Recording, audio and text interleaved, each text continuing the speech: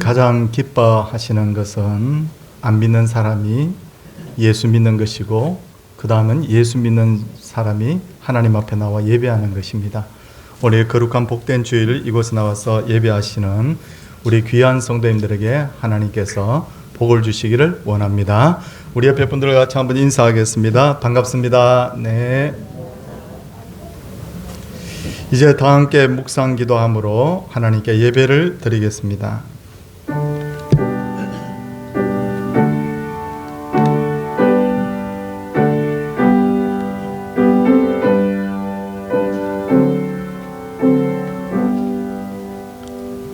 왕이신 나의 하나님이여, 내가 주를 높이고 영원히 주의 이름을 송축하리이다. 내가 날마다 주를 송축하며 영원히 주의 이름을 송축하리이다. 아멘. 사도신경으로 우리의 신앙을 고백합니다. 나는 전능하신 아버지 하나님, 천지의 창조주를 믿습니다. 나는 그의 유일하신 아들 우리 주 예수 그리스도를 믿습니다. 그는 성령으로 잉태되어 동정녀 마리아에게서 나시고 본디오 빌라도에게 고난을 받아 십자가에 못 박혀 죽으시고 장사된 지 사흘 만에 죽은 자 가운데서 다시 살아나셨으며 하늘에 오르시어 전능하신 아버지 하나님 우편에 앉아 계시다가 거기로부터 살아있는 자와 죽은 자를 심판하러 오십니다.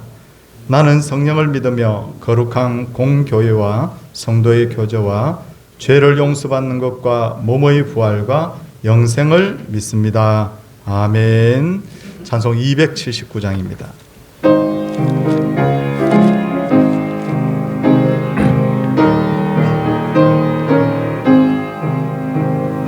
인내하신 곳에 주여 내가 비오니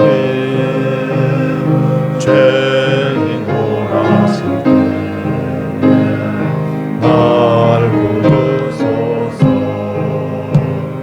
주여 주여 내가 비오니 죄인 오라실 때에 날 부르소서. 자비하신 보좌 앞에 굴어 엎드려 자복하고 회개하니 믿음 주소서. 주여 주여 내가 비오니 죄인 오라실 때에 날 부르소서. 주의 공로지하여 주께 가오니 상한 마음을 고치시고 구하소서. 주여 주여 내가 비오니 죄인 오라실 때에 날 부르소서. 망복하는 우리 주여 위로하소서. 우리 주와 같으시니 어디 있을까. 주여 주여 내가 비오니 죄인 오라실 때에 날 부르소서.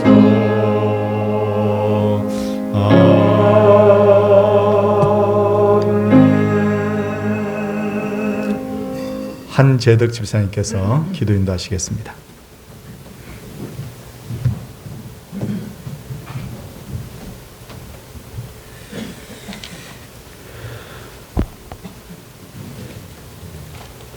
기도드리겠습니다. 너는 마음을 다하고 성품을 다하고 힘을 다하여 내 하나님 여호와를 사랑하라.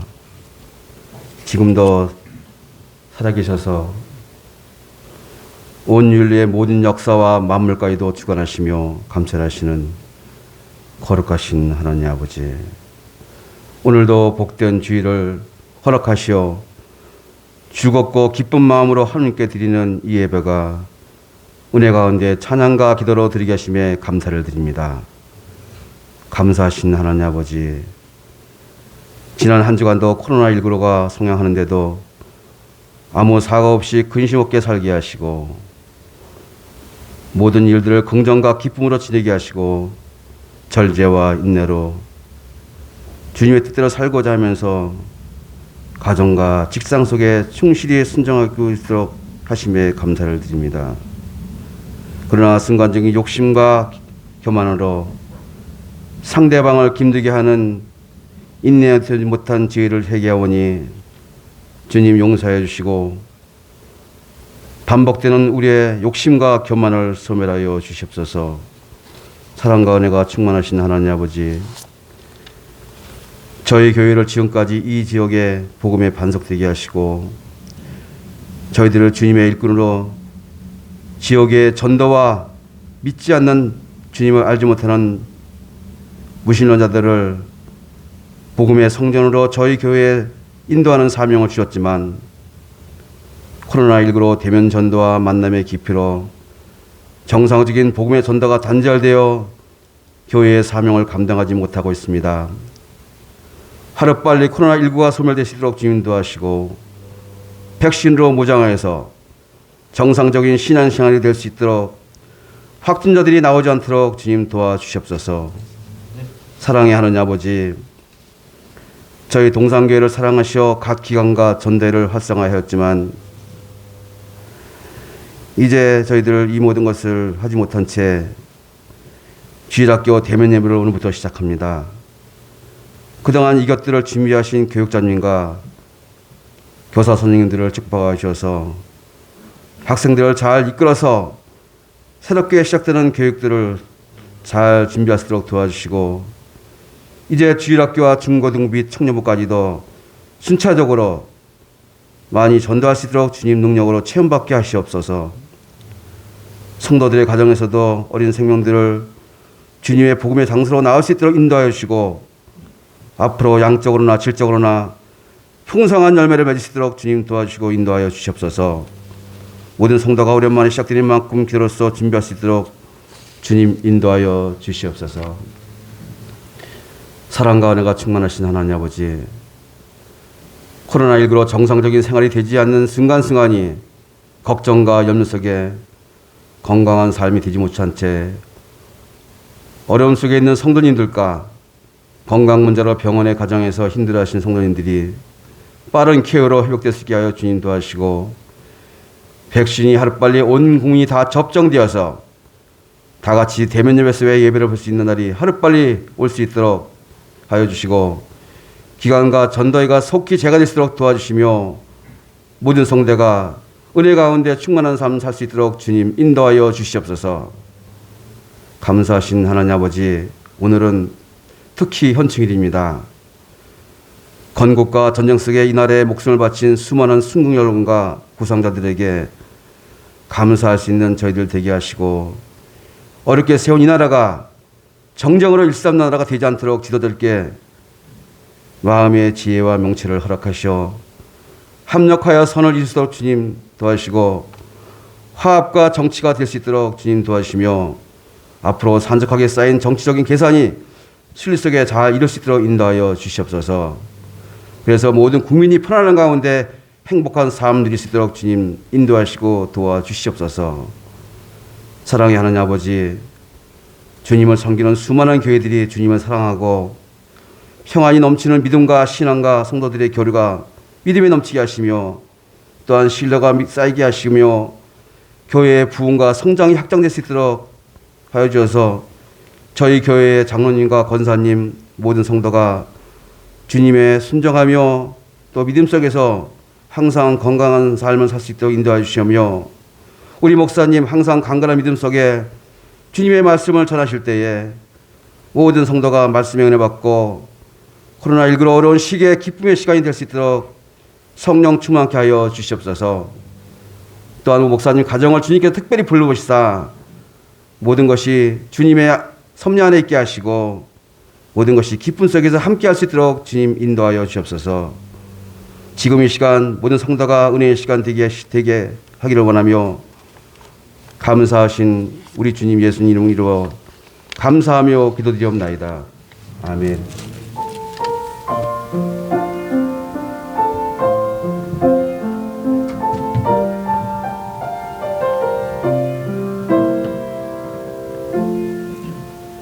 하나님 말씀은 마가복음 12장 41절에서 44절까지 말씀입니다.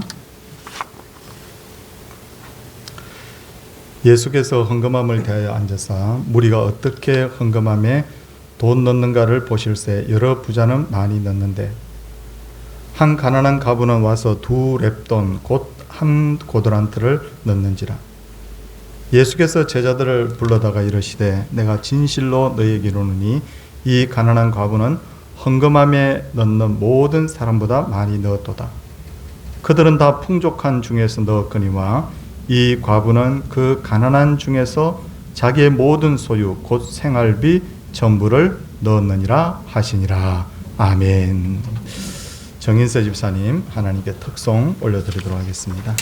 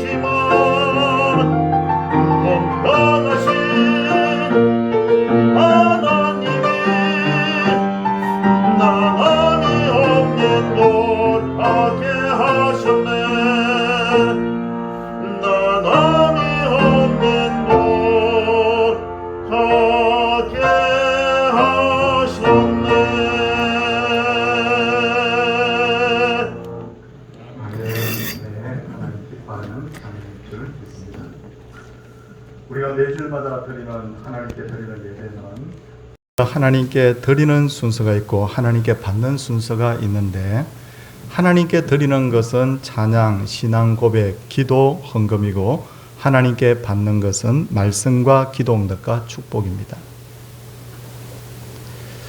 평소에 저는 찬양에 대해서도 기도에 대해서도 신앙 고백, 말씀에 대해서 이렇게 자주 말씀을 드렸는데, 오늘은 특별히 이 중에 헌금을 어떻게 해야 되는지, 그리고 그리스도인은 어떤 물질관을 가지고 살아야 되는지에 대해서 말씀을 좀 드리도록 하겠습니다.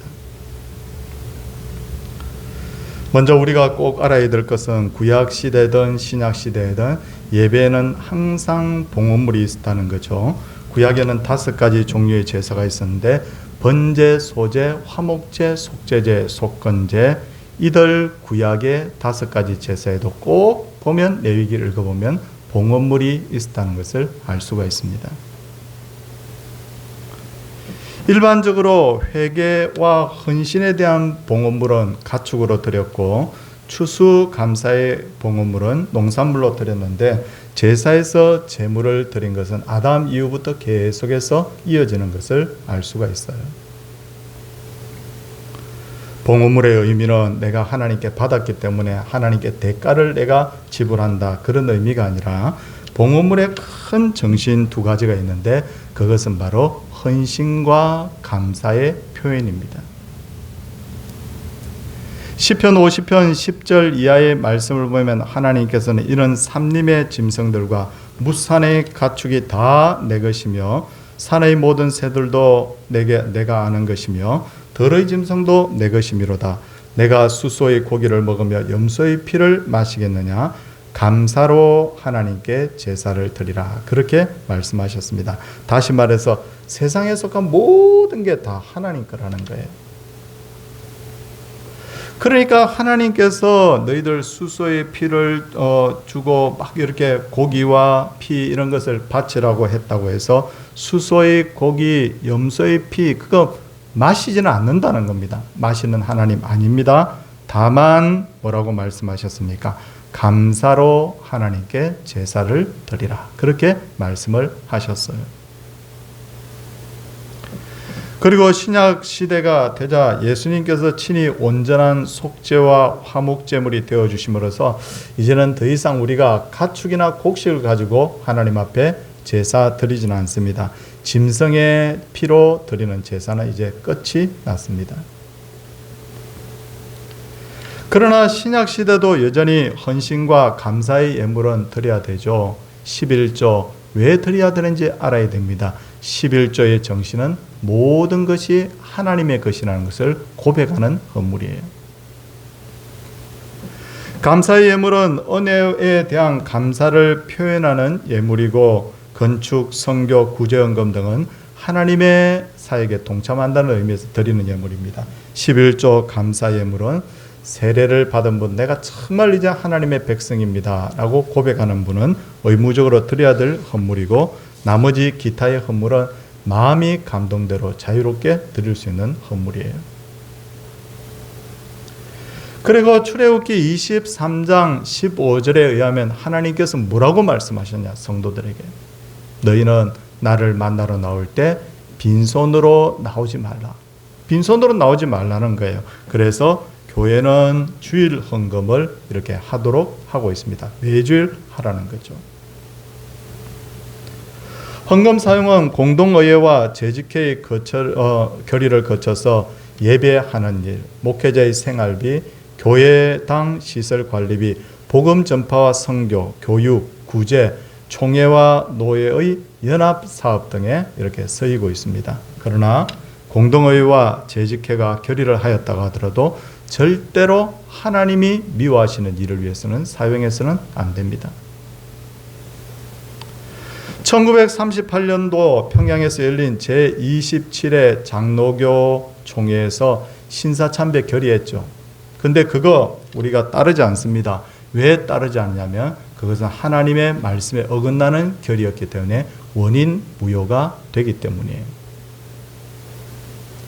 그러므로 공동의회나 재직회를 할 때 굉장히 신중하게 발언해야 됩니다. 그냥 불쑥 생각난다고 해서 말해서는 안 됩니다. 그리고 결정도 굉장히 하나님의 기뻐하시는 대로 결정을 해야 될 필요가 있어요.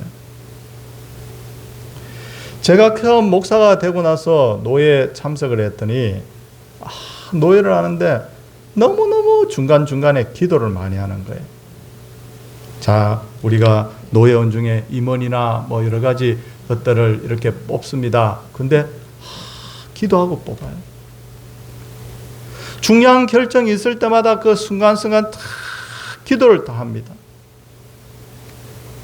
회원을 받거나 회원이 이동할 때도 기도하게 되고, 회의를 정의하거나 속회할 때도 기도하게 되고, 물론 회의를 시작하거나 마칠 때도 다 기도를 하는데, 그 노예 하루 이틀 하는데 얼마나 중간중간에 기도를 많이 하는지 몰라요. 왜 노예는 이렇게 계속해서 기도하면서 의논을 할까?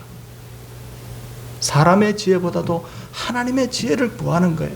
그리고 우리가 아무리 골몰을 해도 하나님의 뜻에 어긋날 수 있는 결정을 할 수 있기 때문에 정말 한 발짝 한 발짝 조심스럽게 하나님의 뜻을 물어가면서 그렇게 기도하는데, 이와 같이 교회에서도 늘 기도하면서 신중하게 모든 것을 결정할 필요가 있습니다. 그리고 주님께 드린 헌금에 대해서는 절대 자기 주장을 해서는 안 됩니다. 어려운 교회에서 큰 사업하는 분이 만약에 그 교회 1년에 헌금 1억 10억씩 한다고 얼마나 그 사람이 교인들 가운데 주목을 받겠어요. 야, 저 사람이 11조를 10억을 한대. 얼마나 대단합니까? 그런데도 불구하고 그 금액이 아무리 크다고 하더라도 헌금 드리는 순간부터 권리 주장 안 됩니다. 그 드리는 순간부터 그 헌물은 하나님의 것이기 때문이에요. 제가 예전에 말씀드렸는데 저는 이 사건이 참 저한테 참 감동이어서 다시 한번 말씀을 드립니다. 제가 지방에 있을 때 교회가 약간 큰 교회였어요. 근데 그 교회의 특징은 뭐냐면 예배당도 뭐 우리보다 좀 컸지만 중요한 거는 이 예배당 천정 높이가 우리 교회 2배가 아마 넘었을 거예요. 굉장히 천정이 높았어요. 근데 그 예배당에는 앞에 두꺼운 휘장이 쳐져 있었고요. 사방 뺑 둘러서 전부 다 두꺼운 커튼이 다 쳐져 있었습니다. 제가 한눈에 봐도 야, 이거 경비가 굉장히 들었겠구나 하는 생각이 들었더랬습니다. 그런데 사연을 들어보니까 어떤 가난한 권사님이 하나님 앞에 서원했다는 거예요. 하나님, 저 휘장과 커튼 제가 다 할 수 있게 해주세요. 그래서 그 권사님이, 나이 든 권사님이 정말 힘들어서 자기가 이 일하고 저 일하고 해서 소득을 얻어가지고 그걸 교회에다가 봉헌을 했다는 거예요. 그런데 문제는 휘장과 커튼이 세월이 가니까 빛이 바래요. 교체를 해야 돼요. 저하고 장로님들하고 이렇게 당회에서 의논을 하는데 교체는 해야 되긴 해야 되는데 그 봉헌한 권사님 얼마나 힘들어서 그걸 봉헌했는지 알거든, 교회가. 야, 혹시나 그렇게 정성 들여서 드린 것을 철거한다고 그러면 권사님 섭섭해하지 않을까. 그래서 제가 권사님을 당회를 대표해서 만나기로 했어요. 권사님에게 이렇게 말씀드렸습니다. 권사님, 교회의 휘장과 커튼이 낡아서 철거를 해야 되는데 이해를 좀 해주시기 바랍니다 라고 했더니 권사님이 저 앞에서 펄쩍 뛰시더라고요. 목사님, 무슨 말씀을 그런 말씀을 하느냐고. 제가 힘들게 그걸 마련한 건 사실이지만 그걸 드리는 그날부터는 그건 제 손을 떠났습니다. 하나님 겁니다. 제가 그 말을 듣고 얼마나 마음에 감동이 됐는지 몰라요. 야, 저렇게 예수 믿어야 되는데. 저렇게 예수 믿어야 되는데. 저 권사님 정말 신앙이 뭔지를 아는 분이구나. 어떤 분들은 설교 중에 헌금에 대한 설교하는 것 굉장한 거부감을 나타내요. 그래서 저도 사실 헌금에 대한 설교는 거의 안 하잖아요, 사실. 근데 헌금에 대한 설교도 꼭 필요합니다. 왜 그렇습니까? 첫째는 구약시대 선지자들이 자주자주 헌금에 대한 설교 교육을 했다는 것. 둘째는 신약시대 예수님께서도 헌금에 대한 설교하셨죠. 오늘 본문만 봐도 오늘 본문 보십시오. 41절에 보니까 뭐라고 되어 있습니까? 예수님이 어떻게 합니까? 헌금함을 대하여 앉아서 무리가 어떻게 헌금함에 돈 넣는가를 보실세라고 하지 않습니까?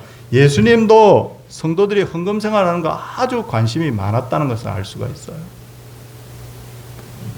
왜 그랬을까요? 예수님이 이렇게 말씀하셨어요. 보물 있는 곳에 내 마음이 있다. 현대인들은 돈을 생명과 건강 다음으로 중요하게 생각합니다. 그런데 그렇게 귀한 돈을 자식을 위해서 쓸 때는 하나도 안 아까워. 왜 아깝지 않습니까? 자식을 사랑하기 때문에. 아무리 짠돌이라도 사랑하는 연인을 위해서 돈을 사용합니다. 뭡니까? 내 보물이 있는 곳에 마음이 있다. 마음이 있는 곳에는 물질이 따라가기 마련입니다. 예수님은 우리가 가장 귀하게 여기는 것을 하나님께 드리기를 원하셨던 거예요. 셋째로 신약의 사도들도 헌금에 대해서 성도들에게 가르쳤습니다. 특히 바울 사도는 고린도 교회 성도들에게 이렇게 말합니다. 매주 첫날에 너희 각 사람이 수입에 따라 모아 두어서 내가 갈 때 연보를 하지 않게 하라. 성도님들 뭐라고 말합니까? 매주 첫날이 언제입니까? 월요일입니까? 아니에요. 매주 첫날은 뭘 하면 안식 후 첫날 말하는 거예요. 이 뭐냐면 우리말로 하면 주일마다 어떻게 하라고 했어요? 각 사람이 수입에 따라 헌물을 들여서 모아두라.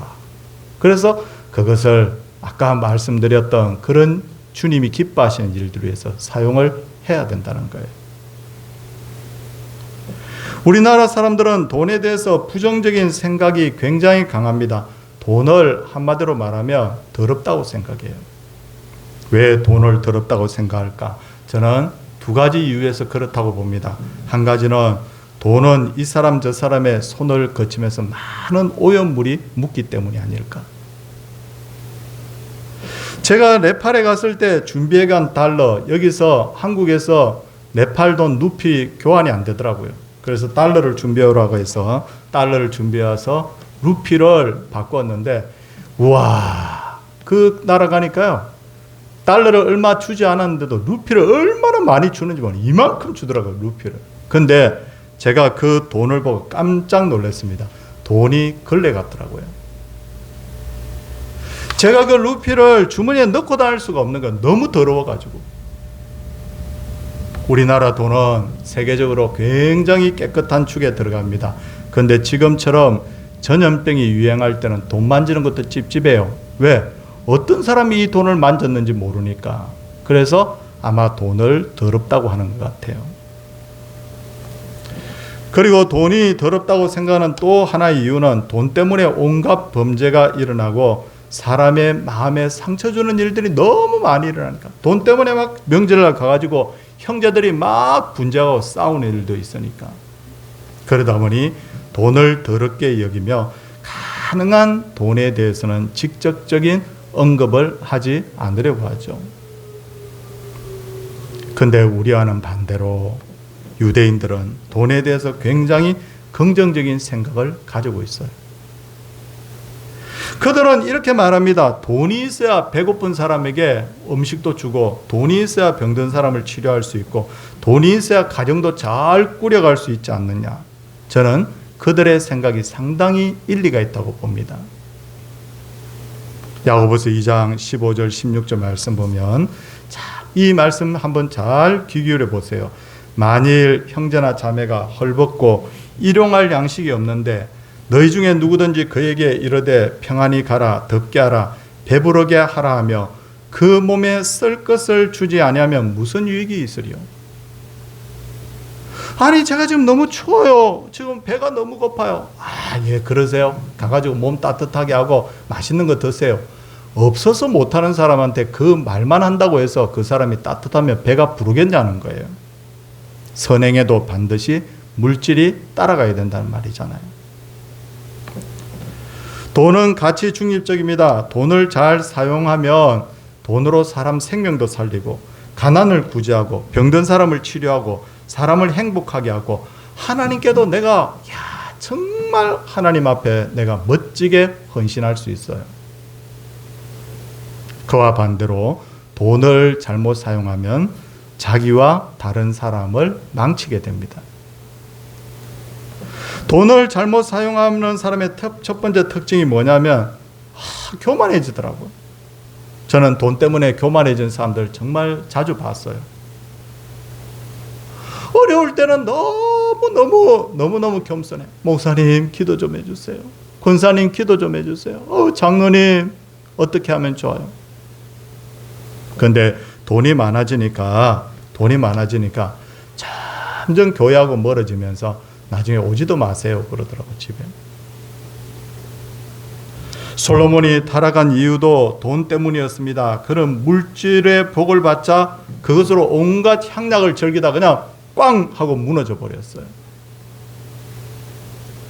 돈 때문에 타락하는 사람은 저는 이렇게 생각합니다. 그만큼의 돈을 감당할 정도의 그릇이 안 된다.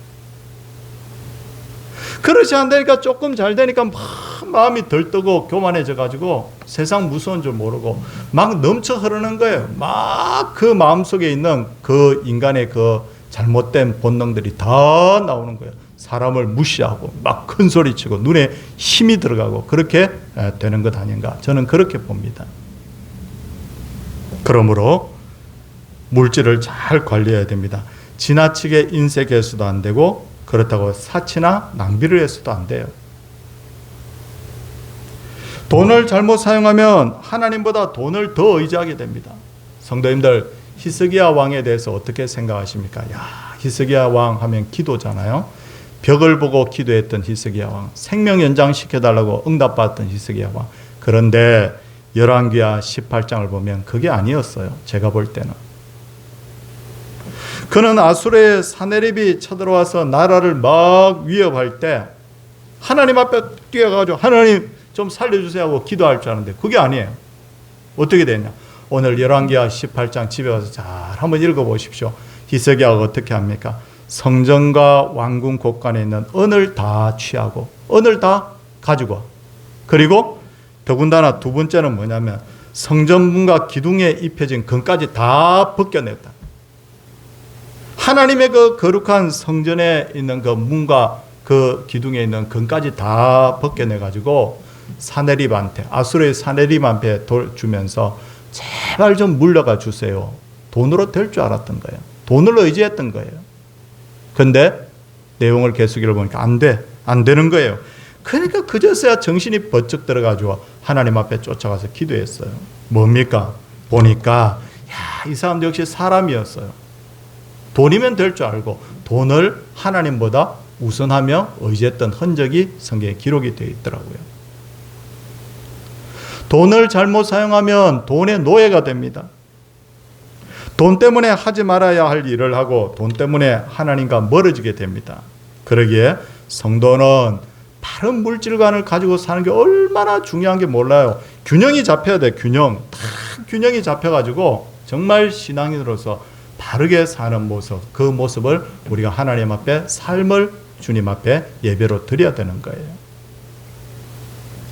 그런 의미에서 하나님께 헌물을 드린다는 것은 물질의 주인이 하나님인 것을 인정하는 신앙 고백이다. 저는 늘 이걸 강조합니다. 예배 때 헌금을 드리는 것을 뭐라고 하느냐면요, 봉헌이라고 합니다. 봉헌. 봉헌이라는 말은 뭐냐면 받들 봉자, 드릴 헌자예요. 우리가 뭐 헌납한다 이런 이야기 하잖아요. 우리가 또 성경 읽을 때는 봉독한다 그러잖아요. 받들어 읽는다 그런 뜻이죠. 봉헌이 뭡니까? 받들어 드린다. 받들어서 드린다. 누구에게? 하나님께 헌물 드릴 때 받들어 드리는 것이 바로 봉헌입니다. 그러기에 하나님 앞에 드릴 때 깨끗한 돈 드려야 돼요. 제가 이게 부임하고 나서 얼마 안 돼가지고 제가 그 말씀 드렸어요. 돈 옛날에는 다리미로 다 달여가지고 11조 감사하면 다리미로 달아서 드렸다고 그러는데 정말 그렇게까지 할 필요는 없어요. 사실 요즘은 돈이 다 깨끗하니까 많이 깨끗해졌어요. 그러나 그런 정신은 좀 배워야 된다. 제가 말씀드렸어요. 돈을 그냥 있는 대로 그냥 세가지고 내가 생활비 쓰고 나서 아이고 주일이네, 헌금 드려야 되네, 그래서 지갑에서 쑥 뽑아내서 세어서 드리는 것이 아니라고 그랬죠. 수입이 생기면 제일 먼저 하나님 앞에 드릴 헌물을 떼어두라. 그리고 하나님 앞에 떼어둘 때 어떻게 하라고 했습니까? 가능하면 돈을 딱 질서정연하게 얼굴을 딱 앞에 오도록 맞춰가지고 드리면 참 기분 좋더라. 내가 받아봐도 기분 좋은데 하나님이 어떻게 했냐? 제가 뭘 강조하는 겁니까? 정성을 드리라는 거예요. 깨끗한 돈 드리라는 것은 뭘 말하느냐면 범죄로 얻은 돈, 부정한 방법으로 얻은 것, 하나님이 기뻐하지 않는다는 거예요. 그러니까 이미 하나님 앞에 드릴 헌물은 버는 것부터가 이미 뭐냐면 신앙 고백이에요, 사실은. 그리고 둘째로는 정직하게 드려야 됩니다. 자기의 소득에 맞게 헌물을 드려야 됩니다. 주보에 이름이 나오니까 안 드릴 수도 없고, 어떡해. 그렇게 하면 안 돼요. 하나님이 보시는 헌물인데. 어떤 분들은 이런 고민하는 분들이 있더라고요. 소득이 없는 경우에는 어떻게 합니까? 당연히 안 드리는 거죠. 내 소득에 맞게 드리라고 한 거는 하나님이 소득을 주지 않는데 내가 교회 가서 다른 분들 헌물하는데 나 안 하면 나 이상한 눈으로 볼 텐데. 아니요. 하나님 앞에 당당하면 됩니다. 거기에 대해서 부담 가질 필요가 없어요. 세 번째로 헌금은 마음을 담아서 드려야 됩니다. 같은 금액이라도 하나님이 더 기뻐하는 예물이 있습니다. 믿음과 감사함으로 드리는 예물이죠. 오늘 본문을 보면 예수님이 과부의 2렙돈, 1고드란트라고 했죠. 렙돈은 헬라 돈의 단위, 고드란트는 로마 돈의 단위. 그러니까 동전 2개, 200원이 될 수도 있고 2,000원이 될 수도 있겠네요. 그 2개밖에 안 드린 그 과부를 칭찬하신 것도 그가 정말 마음을 다해서 최선을 다해서 하나님 앞에 드렸기 때문이에요. 넷째로 내가 하나님께 헌물을 드릴 수 있는 것은 나의 주인이 물질이 아니라 하나님임을 고백하는 거예요. 고백하는 거. 근데 어떤 경우에는요, 큰 교회를 일부러 찾아다니는 사람이 있어요. 왜? 자기 거기서 사람들 많이 사귀어가지고 사업도 크게 한번 해보겠다고. 이건 예배드리러 나왔어도 돈이 주인된 사람이에요. 다섯째로는 자녀들에게 어렸을 때부터 헌금 교육 시켜야 됩니다. 제가 너무너무 감사하는 것은 제가 처음에 주일학교 다닐 때부터 제가 중학교 때부터 교회를 다녔는데요. 그때 철저하게 헌금 생활을 가르치더라고요. 그래서 제가 그때 일정한 용돈을 받았던 적이 없기 때문에 대충 보니까 내가 한 달에 한 3,000원 정도는 용돈이 될 것 같아. 300원씩 꼭 하나님 앞에 11조 드렸어요. 참 잘 배웠다고 생각이 들어요. 아이들에게 10,000원짜리 하나 받으면 1,000원짜리 헌물 드려라. 그거 별것 아닌데, 큰 그 교회 재정에 도움도 안 되는데, 나중에 많이 벌어서 드리죠. 안 돼요. 여러분, 그게 교회 재정을 떠나서 하나님 앞에 드리는 거라고 제가 말씀드렸잖아요. 하나님 앞에 내가 작은 동전 하나를 드릴 수 있는 사람이 나중에 록펠러처럼 엄청 부자가 되어도 하나님 앞에 정직하게 내가 예물을 드릴 수 있지. 어렸을 때는 안 되는데 나이 들면 돼? 안 돼요. 사람이 나이 들면 다 안 돼요. 그래서 어렸을 때부터 작은 동전 하나를 하나님 앞에 드릴 수 있는 교육시켜야 됩니다. 안 그러면 이 아이가 자라면 거의 10중 8구 돈에 놓여야 됩니다. 그리고 가능하면 주일날에 와서는 세상 이야기 혹은 돈 버는 이야기 하지 말아야 됩니다. 왜 그러냐? 돈 이야기 하는 것이 나빠서가 아니라 주일날은 하나님께만 집중하고 하나님을 기쁘시게 하는 특별한 날이기 때문에. 맞잖아요? 그래서 하나님 뭐라고 말씀하셨어요? 성경에. 안식일 날에는 매매도 하지 말고 일도 하지 말라. 왜 하지 말라는 겁니까? 안식일에는 하나님만 생각해라. 하나님 기뻐하는 일만 해라. 예배 드리는 일, 또 어려운 사람 돌보는 일, 도와주는 일, 이런 거 하고 하나님 말씀 배우고 이런 일 하나님께만 특별히 초점을 맞추기 위해서 우리가 주일날은 가능하면 세상 이야기, 돈 버는 이야기 이런 거 하지 말아야 됩니다. 바라기는 성도님들 성경을 잘 한번 보십시오. 아유, 이 영적인 것은 거룩한 것이고 물질적인 것은 더러운 거야. 아니요. 하나님이 성경에 뭐라고 되어 있습니까? 태초에 하나님이 천지를 창조하시니라. 눈에 보이는 것뿐 아니라 눈에 보이지 않는 것뿐 아니라 보이는 이 모든 물질계도 하나님 아름답게 창조하신 거예요. 맞죠? 하나님 보시기에 좋았더라. 성도님들 꼭 기억해야 될 것은 성경이 말하는 바가 뭐냐면 영혼이 잘되고 범사가 잘되고 강건하기를 원하노라. 우리 성도님들이 영적으로도 복을 받고 물질적으로도 복을 받아서 하나님과 주님의 몸된 교회도 잘 섬기고 그걸 가지고 잘 내가 지혜롭게 써서 우리 행복한 가정도 이루고 그리고 우리가 사랑을 베풀 때 말로만 아유 집사님 힘내세요. 집사님 그냥 잘 드시고 푹 쉬세요. 그게 아니라 정말 하나님 주시는 복을 주신 대로 헤아려서 이웃을 사랑으로 섬긴다면 얼마나 하나님 기뻐하시겠습니까?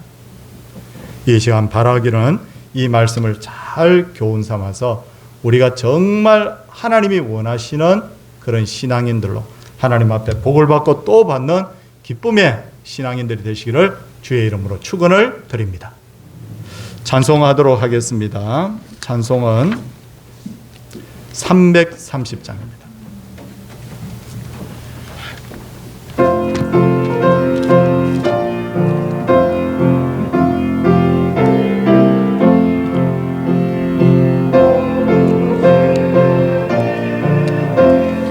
내 직분 지켜서 전이슬 맺힐 때에 일찍 일어나 해 돋는 아침부터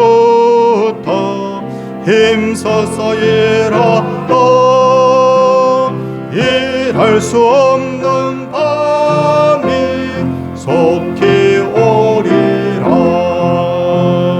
어두운 밤 시들이니 내 직분 지켜서 일할 때 일하면서 놀지 말아라. 낮에는 수고하나 쉴 때도 오겠네. 일할 수 없는 밤이 속히 오리라.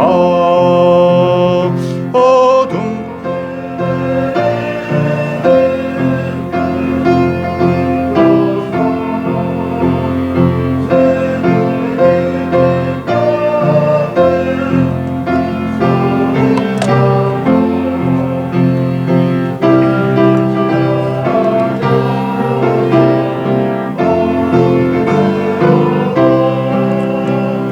할 수만 있는데 3절 한 번 더 하겠습니다.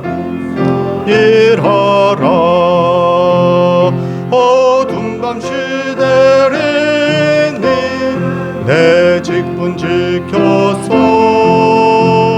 진은에 빗긴 볕에 힘써 일하고 겁이 다하여서 어둡게 되어도 할 수만 있는 대로 힘써 일하라. 다시 예배를 시작하심을 감사합니다. 날마다 감사의 제목을 더하시는 아버지 은혜 깨닫고 감사드리게 하옵소서. 범사에 감사드립니다. 범사에 감사, 범사에 감사합니다. 범사에 감사드립니다. 이렇게 하나님 앞에 귀한 예물 드렸습니다. 손을 모으고 함께 기도하도록 하겠습니다. 하나님 아버지, 은혜를 구합니다. 어떻게 하면 우리가 예배자로서 바르게 하나님 앞에 우리가 설 수 있을까? 예배에 대해서도 말씀을 드리고 기도에 대해서도 말씀드리고 찬양에 대해서 말씀드리고 하나님 앞에 어떤 신앙을 가져야 되는지도 말씀드렸으며 오늘은 특별히 하나님 앞에 드린 헌물에 대해서 말씀을 드렸습니다. 하나님, 우리가 성경대로 믿고 성경대로 행하고 성경대로 신앙생활 하게 하여 주시옵소서. 많은 교회들이 성경의 원리를 벗어나므로 참 마음 아픈 일들이 많이 생기는데 우리 서울 동산교회는 철저하게 성경의 원리대로 믿고 섬기는 그런 하나님의 사람들이 가득 채워지는 정말 건강한 교회가 되게 하옵소서. 성경의 원리대로 영혼이 잘 되고 범사가 잘 되고 강건하기를 구하오니 이 복 우리 성도들에게 떠나지 않게 하여 주시옵소서. 특별히 하나님 앞에 은혜 구합니다. 몸이 아픈 분들이 다수 계십니다. 하나님 불쌍히 여겨 주옵소서. 하나님이여 긍휼히 여겨 주시옵소서.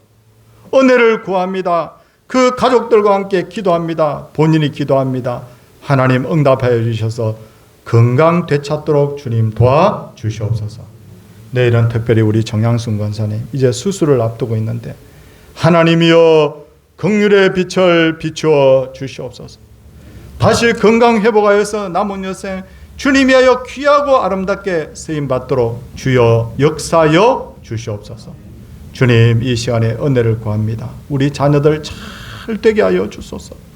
억만 재물을 쌓아둬도 자녀가 예수 안 믿고 자녀가 곁길로 가면 그것이 결단코 기쁨이 될 수 없고 감사가 될 수 없는데 하나님 구합니다. 우리 자녀들이 믿음의 자녀들로 잘 자라서 하나님 앞에 날마다 형통의 걸음 걸어가는 귀한 자녀들 되게 하옵소서. 오늘 주일학교가 이렇게 이제 본격적으로 시작을 했습니다. 하나님 우리 교사들에게 힘 주시고 감당할 능력 주시고 우리 어린이들에게도 하나님께서 은혜를 베풀어 주셔서 주의 교양과 훈계를 어렸을 때보다 잘 배우는 디모데와 같은 우리 아이들이 되게 하옵소서. 하나님 귀한 11조 드렸습니다. 모든 물질의 주인이 하나님인 것을 고백합니다. 감사가 넘쳐 감사의 물 드렸습니다. 그 제목과 마음을 받아 주옵소서.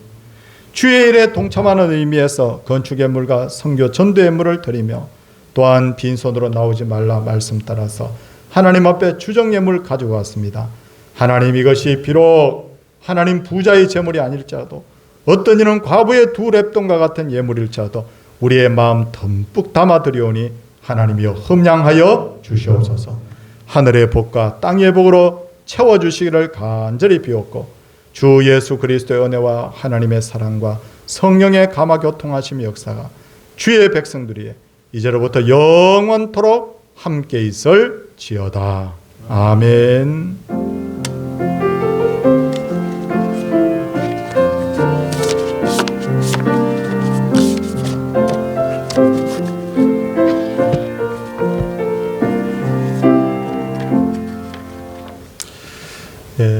성도님들 광고 지난주에 제가 주일학교가 이제 시작되니까 가능하면 또 교회에서 좀 가까운 분들은 일부 예배 참석해달라 부탁을 드렸는데 함께 이렇게 또 순종해 주시는 것 감사를 드립니다. 오늘부터 주일학교 시작합니다. 2부 예배 때는 우리 6층에서는 이제 예배를 더 이상 드릴 수가 없습니다. 잘 협조해 주시고 기도해 주시기를 부탁드려요. 어린이들 자리마다 전부 다 이런 아크릴 같은 걸로 다 개인 칸막이를 다 만들었어요. 그래서 마스크도 철저하게 하게 하고 그래서 안전을 최대한 꾀할 생각인데 성도님들께서도 관심 있게 지켜봐 주시고 기도해 주십시오. 여름 성경학교 앞두고 교사 강습회를 온라인 세미나로 6월 9일 날 하게 됩니다. 그리고 우리에게 기도할 제목들이 많아요 지금. 그래서 편찮으신 분들도 많고 그래서 제가 권사님들한테 주중에 문자 다 보냈습니다. 2부 예배 후에 본당에서 좀 모여서 우리가 조편성을 해서 권사님이 10몇 분이나 되니까 한꺼번에 모일 수는 힘드니까 조를 짜가지고 한 주에 서너 명씩이라도 꼭 우리 돌아가면서 기도하자고. 권사님은 기도의 어머니잖아요. 그래서 제가 오늘 2부 예배 후에 만납니다. 기도 제목들이 있으면 저한테 주셔도 되고 우리 교육자들이나 이렇게 권사님들한테 주셔서 이 시간 활용해서 꼭 우리가 기도 받으시기를 부탁을 드립니다. 제가 기도 중에 잠시 언급을 했지만 내일 우리 정양순 권사님 서울대병원에서 수술을 하게 됩니다.